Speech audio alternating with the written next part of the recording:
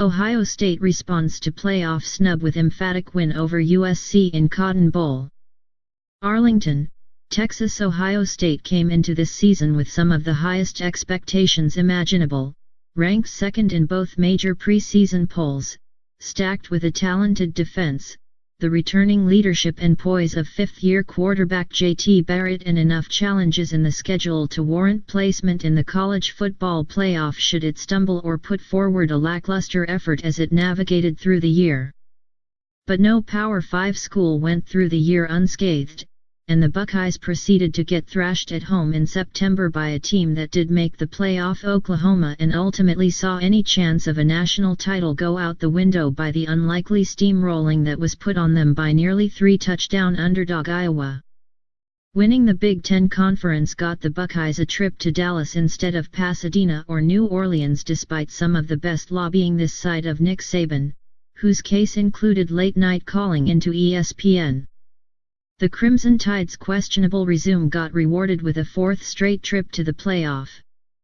The Cotton Bowl was the eighth time the two powerhouses, who claim a total of 19 national championships, have met in the postseason, most of those occurring in the Rose Bowl, when long-standing Pac-12 and Big Ten teams met before the explosion of conference realignment and big-time television money influenced everything in college football you see for 6 months of the year.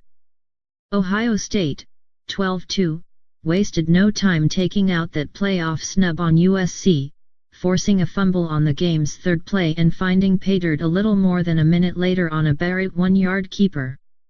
It poured it on from there, with a thorough 24-7 win before a partisan Buckeye crowd. The best non-playoff matchup on paper was anything but. Instead, the victory exorcised some long-rooted demons in doing something that previous Ohio State coaches Earl Bruce, John Cooper, and Jim Tressel could not in past manhandlings by USC. The Trojans, who had beaten Ohio State 7 straight times, proceeded to play exactly like the last time they were at AT&T Stadium. In the 2015 season opener, USC was routed by Alabama 52-6. In part because of an avalanche of sloppy play and being simply outclassed by a superior team.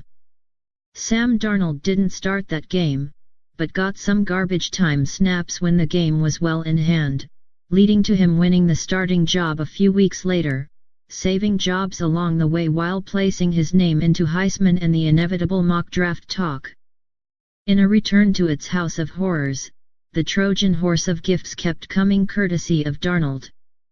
In USC's first 7 possessions to open the game, it turned it over 3 times, supplying the Buckeyes with 21 points, more than enough to complete the win.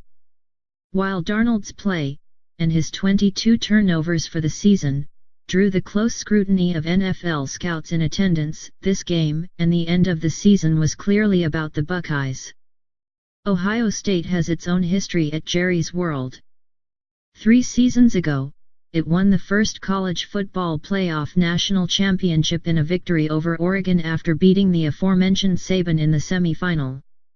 While the perceived chip on the Buckeyes' shoulder was as big as the video board at AT&T Stadium, Ohio State head coach Urban Meyer insisted before the game that he wasn't worried about the things he can't control, like playoff politics.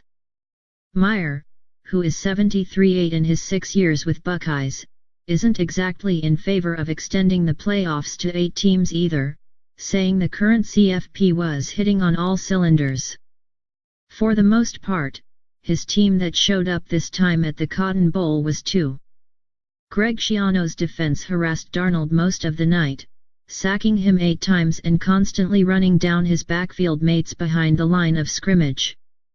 The final insult of this dreaded night was Chase McGrath missing a chip shot 28-yard field goal that could have inched the Trojans closer.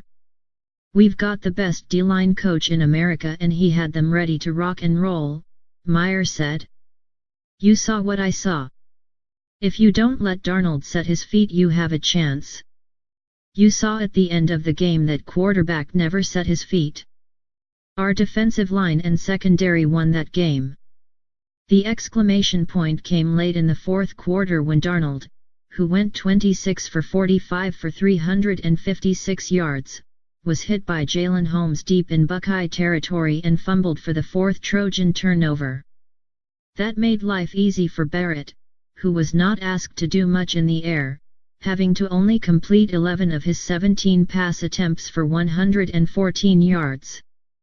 He added 16 carries for 66 yards and guided the offense in cruise control in the second half, breaking Drew Brees' conference record for total offense.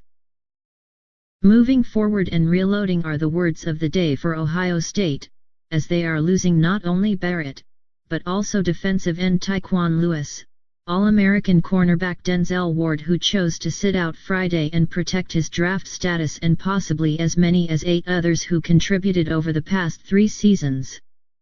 The talent pool that Meyer restocks with relative ease will be in the mix again for championships in 2018 and will return to Arlington once more with a non-conference showdown with TCU on September 15.